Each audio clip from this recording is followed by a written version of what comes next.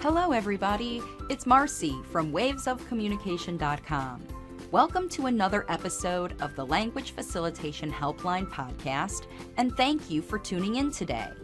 Every action you take to help the late talkers in your life is important, that the fastest results come when you enjoy the process of language facilitation.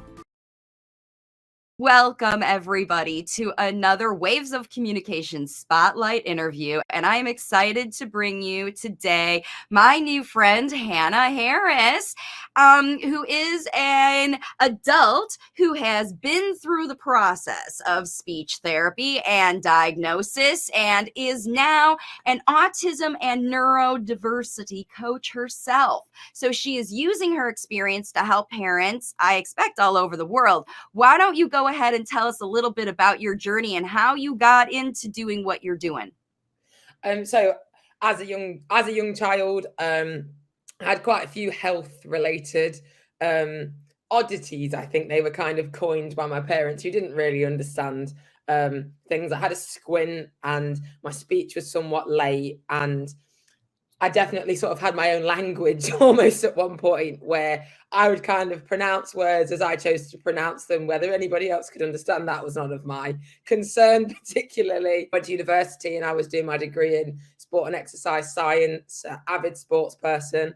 And I then went on to do my teacher training. It kind of, the ceiling of difficulty was a lot for me to kind of, so much so that I needed the support. And then it kind of came to light. It was like, well, you're autistic and you have ADHD. And then down the pathway of that diagnosis. And then, taught in mainstream schools, special schools. And now I'm here doing what I'm doing today. So in terms of like the early years in speech, so my eyes and my speech, there wasn't any kind of formal diagnosis made as such. I'm sure there will be a really long NHS scientific word that was attached to me when I was small, but I received a dyslexia diagnosis when I was 16, and that was kind of that first sort of there is an element of neurodiversity here. And I'm very, a lot of us have seen those diagrams, are kind of Venn diagrams where we've got lots of circles coming off, and that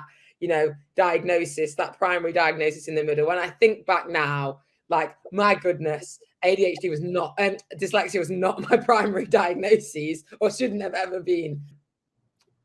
There can be assumptions made that autistic people, and especially autistic people, but neurodivergent people aren't necessarily intelligent, or they're like super, super, super, like out of this world intellectual. And actually, to be able to, when I was in university, I kind of felt comfortable enough to explore that, because it wasn't like I had to barter that I was, too intelligent to be, or not intelligent enough.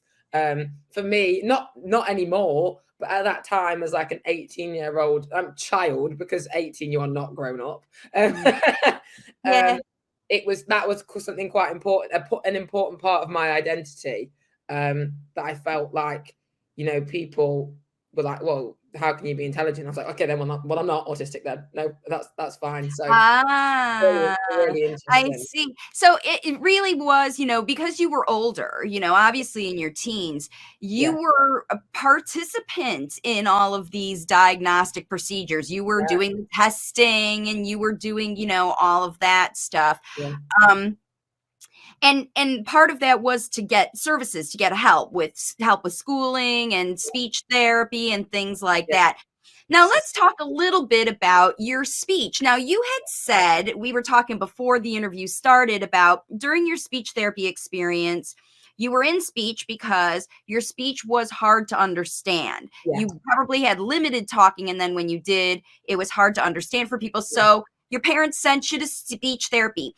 First of all, can you tell us where are you in the world? I'm based in the UK. So in the UK, we have a National Health Service. And so we also have private therapy as well that parents can enroll their children into. So the difference with the NHS is you have to hit a ceiling, a marker, because obviously it isn't free. So they thus see the young people that meet their criteria. And I actually met their criteria. So it was significant enough for for me to require that, because they would have said that I wouldn't have been school ready Right. with the speech that I had at the time. Saw me at home, and they saw me in the home environment and gave my parents specific advice there. Saw me in a nursery, we would call a nursery environment. I think you guys call it preschool. And the support was given there. So, by and large, what I remember the most is my parents doing the things with me, but my parents having very specific ways of interacting with me to get me to communicate in a way that we could all understand one another. Because I had an issue with my sight as well as my speech. So Yeah. especially like v and b, like were just completely everywhere. So when I remember a lot that they would come down to me and it would be look at and I Yeah. now know with my other neurodiversities, I probably wasn't even looking at them when they were speaking. Right. Well, yeah, But so all of that's really interesting. So your parents were what you remember, and this is really kind of important when we talk about I don't if you don't mind my asking, how old are you now? 26. Okay, so you're 26, so this is decades ago, Yeah, right? 2 When decades you ago. were still struggling with speech. Obviously, a very good speaker now. Yeah, Everyone can understand everything you're saying. You can yeah, put together a great idea and tell everybody what's going on. But back then, when you were a tiny tot, you met the criteria for the NHS. They put you in the therapy, and you didn't even remember any of that. yeah. What you remember from all that time, because I expect there was a lot of therapy if you meet criteria for all that. Those times you went, you don't remember, you remember when your parents were working with you. That's so Yeah, interesting. I don't remember a hospital, because obviously I had quite a vivid memory of that, because I was there all the time. So I remember the doctors, I remember the procedures and things like that. Not that I had anything major, but eye drops and being in the Yeah, chair yeah. and reading the numbers and the letters and all those kinds of things. Let's talk a little bit about that. So, you had mentioned that speaking was not your preferred way to communication. No, And in fact, that was part of why your speech was a little impaired. Like you on purpose didn't try to speak well. This is what you were telling me before because you didn't want people to talk to you. no, I would say now, and it's quite ironic because I am really articulate, speech is not my preferred method of communication. So like, for example, I have a really big meeting on Friday and it's about me. Those ideas will go down on paper. That is the way that I feel most confidently to express myself. But at that age, I didn't have the words to put on paper because I hadn't been taught that way yet. But my parents read to us every single day. So despite being dyslexic, written oddly, very, very oddly, because most dyslexic people would say not, written communication is my preferred method because it also gives me the additional time to process information, because when asked and when I feel I have to respond in a neurotypical time frame, I don't always give genuine, accurate answers. I give sometimes Mm. answers that I can't think through quickly enough, and then we'll come away and be like, oh, I wish I'd have said that. And because of that cycle and that chain, not being able to have the strategies at that age to do that, I didn't speak. So, rapid fire interview and thinking off the top of your head is not your strong point. Obviously, you realize that in Yeah, yourself, and having prepared notes. And, we talk about with the little kids, they give them schedules and they remind them of, we're going yeah, to be doing this and we're going to be doing this and we're going to be doing this. It helps them because it does. Every new impulse that comes in for a child that's neurodiverse takes a little extra time to process. And it's not because their brain's running slow. no, It's because they're looking at every aspect of it, aren't they? I How get they feel about it, how they're just taking it. in the whole experience. Absolutely. And I craft my day. If I know I'm going to do something like this, I can do it. It's not that I can't do it. I just wouldn't be able to do it all day every day. So I balance my days so that experiences like this, I will do something quite specific before. I will, have something to do during, and then I'll do something quite specific after. So it's not that I can't do it, it's just acknowledging that it's not necessarily a constant state. And I think that's what a lot of people want, that like constant state of being able to speak. And they did it yesterday, so do it again today. Come on, do it again today. Do it Yes, now. that is a really wonderful sort of segue here into expectations, right? Mhm. So before we were talking about how reactions to these diagnoses and how just the idea of having a child who has an illness, either just the name of it, because Yeah. that alone can be scary, and the manifestations of it, the things the child is doing that you don't want them to do, or the things they are not doing yet that other people even say, is your child doing, is your child doing, is your child doing? Because a lot of times those expectations don't necessarily come from the parents, but they No. come from aunties or school principals or other people, just people on the Yeah. street, Yeah. judging a child to be doing things. And parents then can get out of a real helpful role, right? Because as a neurodiverse child, you needed those supports Yeah. around you to help you deal with, because dealing with impulse from the world is what's challenging for kids with Absolutely. neurodiversity. And I think as well, I would have what a lot of people consider, whether you know much about it, is like a pathological demand avoidant profile. So the anxiety that things create makes me avoid. So if I'm a young person that needs more time to learn things and feels quite highly anxious about that, to then have that external pressure put on me for no real reason, Right. I Just am because so much. someone thinks you should be doing that. In fact, that almost fuels up your rebelliousness, doesn't it? Literally, it fuels that demand avoidant because you're adding anxiety to an already anxious person. So they may not explode, but that implode cycle happens too. So then I can't do what you want me to do because I'm so overwhelmingly anxious about it. I now can't possibly do that thing, or I don't have room to grow because you've taken my space away. Do you know what I mean? You've taken Yeah, my I space get from it. Now, before. I'm gonna throw something at you, because Mm.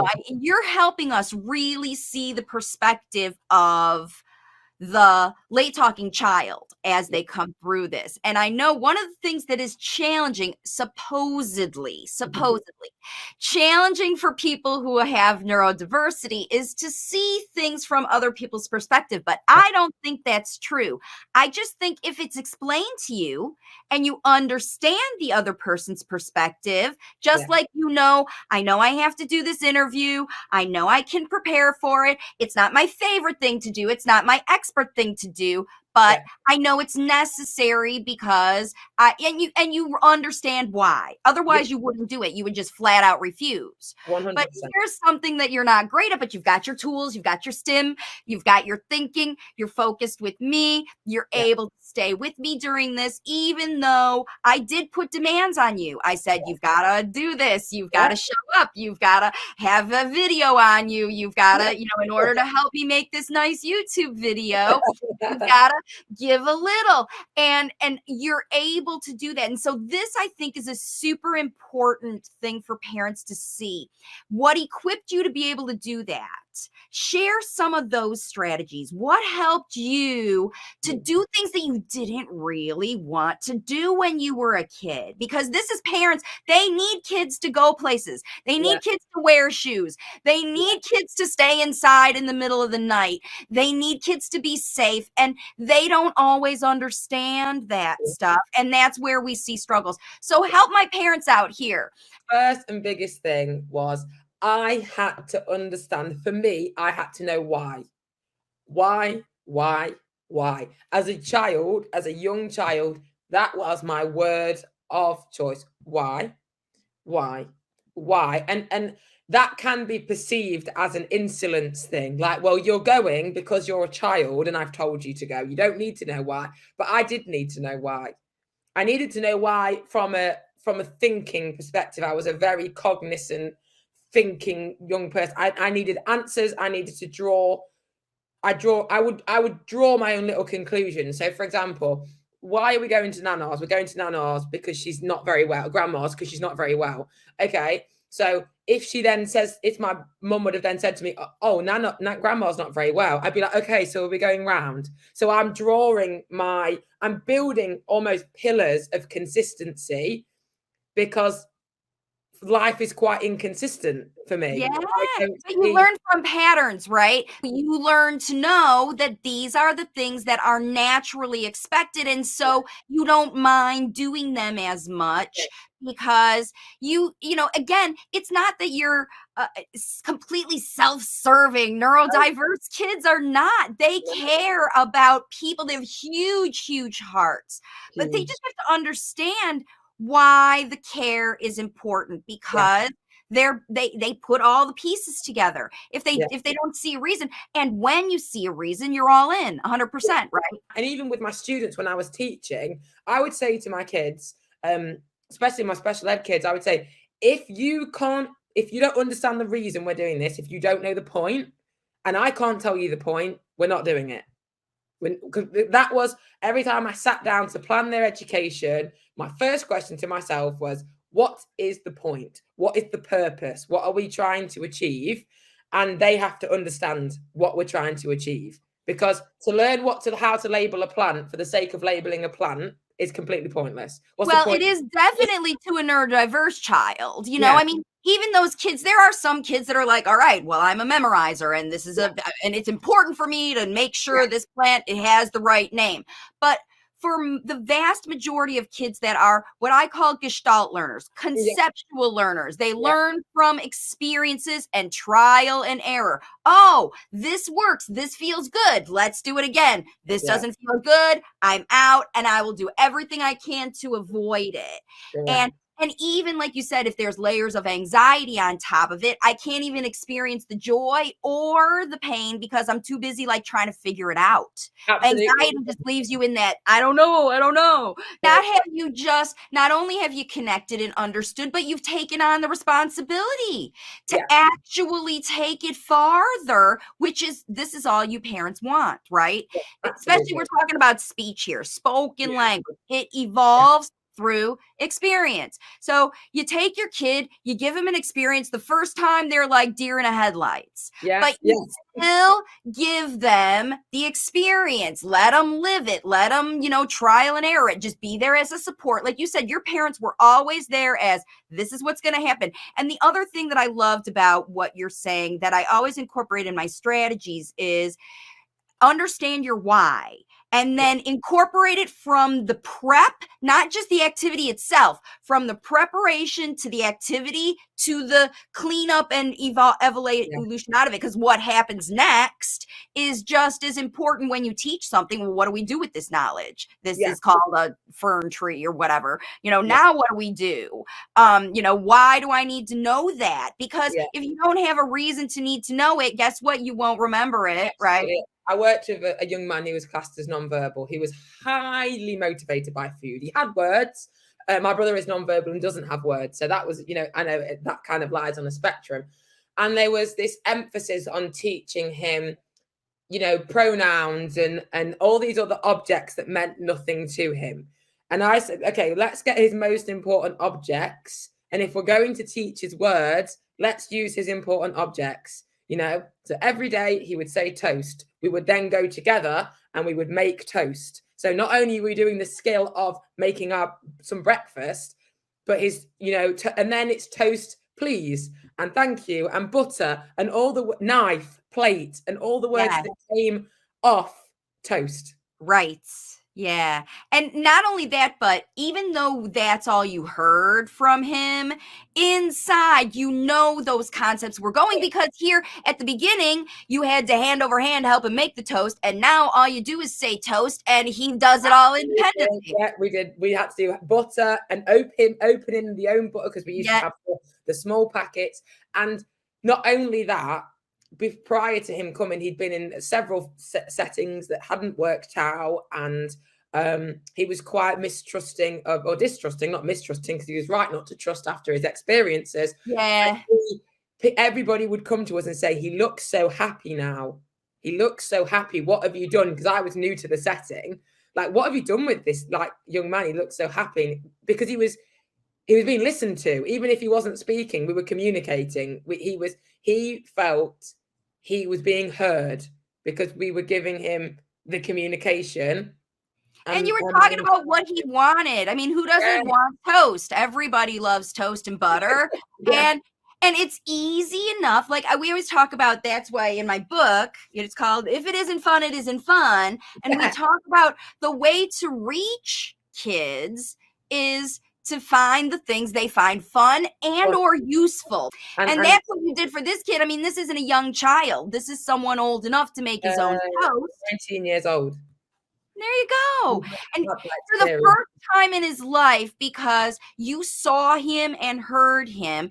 And not only that, not just responded to him when he said toast, gave him toast. Pizza, fries. And and prior to that, and I always think it's really important, we spent probably a good 6 to 8 weeks just sort of following him around and letting him lead us places and working with pictures and just following him and just being connected to him and having fun. We spent many hours rolling a ball backwards and forth, just rolling a ball backwards and As forth. long as he was enjoying it. And see, that time was necessary, that whole big sort of desensitization time, because you talked about his previous experiences. So what were they doing with these kids before?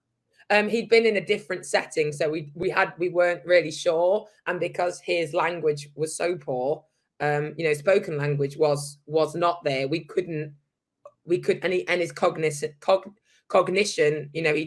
he couldn't show us. We couldn't understand what had because happened. all he had was these labels of things that he didn't understand. Like he had probably memorized, this is a this and this is a this, but Yeah. when you don't know how to use those language, it makes you look super unintelligent. I'll bet once he started cooking, he even started to adapt recipes, didn't he? He started to the point in which we would do, and I picked this. We picked this up quite quickly. I think we made a ham sandwich one day, and he'd obviously watch me get all the ingredients out. He then, when we came down the following week to cook, he went straight to that place to do that same thing again. No instructions, no prompt, no nothing. Right, in one experience, and I that's planned to do something else, and then I was like, "Oh gosh, I shouldn't have planned to do something else. I should have just kept it as a ham sandwich." But I learned that. Yes, and I think that's it. They want a chance to prove themselves to you without pressure. So that's where the prompt avoidance, that heavy duty prompt avoidance, you have to have the desensitization time so that when an opportunity presents itself, they will initiate. Because without self-initiation, with a prompt dependent, a prompt avoidant child, they don't initiate. They can't initiate because they're stuck in either the dependence or the avoidance. So it's your job to provide opportunity. An opportunity, an opportunity. And here's a free opportunity. And as soon as you go to try to change it, you're like, oh, this isn't going to work. I got to follow him. I got to provide the opportunity. So they have the chance to step up and show you. And I think this is a part where parents freak out, where once a child shows an ability to do something, suddenly they start to test them right away without giving these open opportunities for the kids to go and learn. But the first time, you've got to demonstrate everything. And maybe even a few times, depending on what it is, right? Yeah. And then it's like, again, being open-minded to go enough that he would then see what other people were doing around, and he would be like, me. I want to do that. So he started then. You didn't have to set up the opportunities. He started to tell you what he wanted to learn. And we were talking about this happens with kids. You don't have to have a 19-year-old. It starts happening with very, very young children, even preschoolers, babies. Down the park. I want to go on the swing. Okay. How do I do it? They bring you something. They bring you a box or a block or a ball or a teddy or something. They just bring it, or they're carrying it around themselves a lot because they love it. They're waiting for you to step in and demonstrate how to use this. Give them their why. Why do we have this thing? And their why might not be the same as yours. One of the things I wanted to share an anecdote, we've got a couple kids in our Waves of Communication community who are kids that love the physics of objects, like that is their superpower. Yeah. And so they play with unusual things, hangers, springs, strings, water, because they love the physics. Like they're literally studying gravity and all these high concept things. My brother can literally spin any object on his finger. Absolutely anything. At any angle, he can spin it on his knuckle, he can spin it on here, he can spin it anywhere. A shoe, a CD case. If he can spin it, it's up there. So yeah, I completely get that. And so then what do you do with your brother? So do you give him things with the intention of he's going to spin this? And do you talk about the spinning? How do you engage with that with your brother? I mean, if it's not damaging, let it spin. Like, right. Because that is his love. That is his, his go-to, and he is at his happiest when he is spinning. So, if it is something that maybe it's going to smash if we drop it, we just switch it with a non-smashable item, because and this is a big question that I always ask, and I always ask my parents to ask, is what does it matter if? Yeah. What does it matter if he spins that basketball? I love it. What does it matter if he spins it while he's watching TV, if he's able to sit and watch TV with us? Right. What does it matter if he spins a hole in that slipper that he never wears, if he's happy, if that is something that regulates him, if that's something that keeps him feeling good so he can go out and do his activities in the community? It doesn't matter. Right. It's something that we think matters because it's like, oh my God, my kid's spinning that and maybe that looks weird. It doesn't matter. That's for somebody else. That's not for you. And their opinion of you is none of your business. Am I going to take that away from him, which he wouldn't understand why I was doing it, and it would ultimately distress him? Why would I do that? It creates me no harm. It creates him pleasure, and it doesn't harm anyone else. How does he respond when you switch out objects? Like if he picks up something that's dangerous or fragile, sharp, like dangerous. And we would try and find his preferred item anyway. So if his ball is like fell off his bed and it's rolled off into another room, and then he's picked something else up, it's just like, oh look, here's the ball. That one's dangerous. Thank you. And there's no issue. There's no kind of like pull or push or shove. Yeah, good. Because you have repeatedly shown him that you're in it for him. That there's like ultimately here's what you get. And it's not a big deal anymore. It's just a new habit but he also doesn't have a way to tell you, I need something to spin and my favorite ball's rolled away. And I'm not feeling like getting up and getting it right now. I want you to do that for me. Yeah, the younger siblings who would have been, 2, 3 would be like, oh, Harry's ball, as they do when they're small. I'll give it to him, mummy. And off they go. And they go, here you go, Harry. He learned to work them. Like Lord of the Manor. But yeah, like it becomes like, even, it's innate, my siblings, as young as they were, never understood, were never told. It was just like, Harry likes to spin that. And it's like, oh, I didn't want him to. The other thing too, your whole family communicates with him all day, every day, even though he's nonverbal. He understands the language that you say to him. Obviously you're not speaking to him in the same way that you speak to other people because cognitively he doesn't understand, but he understands the why for everything you tell him. But I think what is important for your brother is he needs to hear all of you say those things to him. Even though he is nonverbal, he needs people to talk to him all of the time. And he almost has his own language that every member of the family has. Of course he does. Just learn. It's like when he is doing even his, I would call them his stim noises, we can all tell the difference between those noises. It's like, what's that noise? That's not a very happy noise. Or, Yeah. oh, that's a Right, happy well, sure, noise.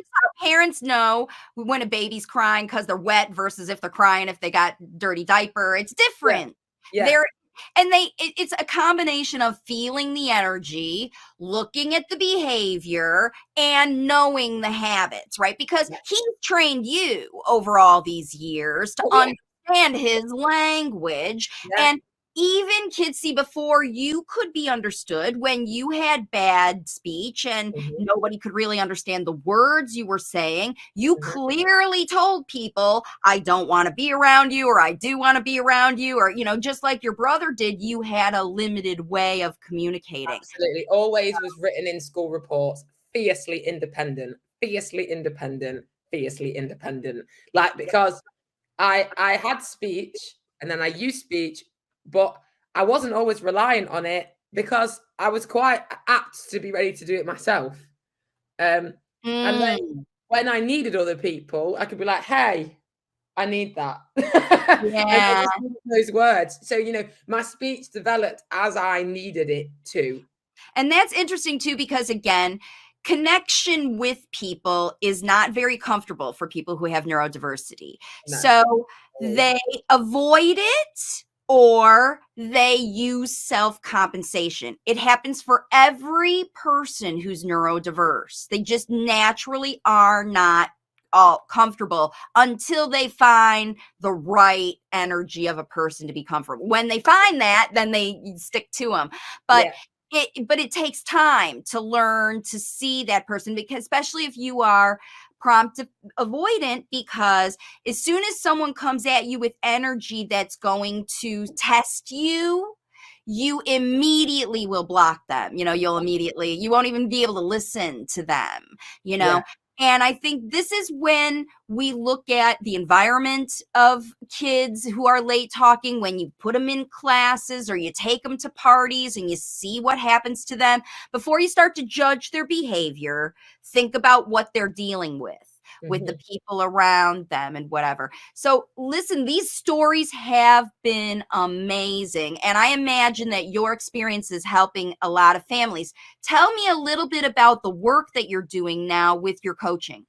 So at the moment, I'm supporting charities, organizations, businesses, schools, families, and adult individuals, and some young people, which is a newer strand, which is really nice. So, sort of 16, 17, 18-year-olds who are kind of really going out there in the world. And it's all about, developing strategies, again, like you say in your work, looking at the individual, looking at maybe their behaviors, maybe the way that they're feeling, the way that they're presenting, and looking at them as a unique individual, not as a person with, that's on the autistic spectrum or a person with ADHD. They are them. They are who they are. I always make the joke, there's nothing regulates me better than a cup of tea, but you won't see that in a book. That will not be in a book anywhere, because I'm not in a book. I'm me. And that is what, my organization is all about. It's about finding support and strategies for unique individuals and educating people on, how that autism is that it's about them as an individual, how they interact, what they do, and how people can support autistic people and neurodivergent people better. Yeah, it's all um about living together with everybody who as just as they are. I yes. love that. I love that. And how can parents and adults and anyone, how can they find out about how to work with you? So if you go onto Instagram and look for the handle, it's the Autistic Advantage. That is me, and then you can find information from there, and it'll just propel you into my universe.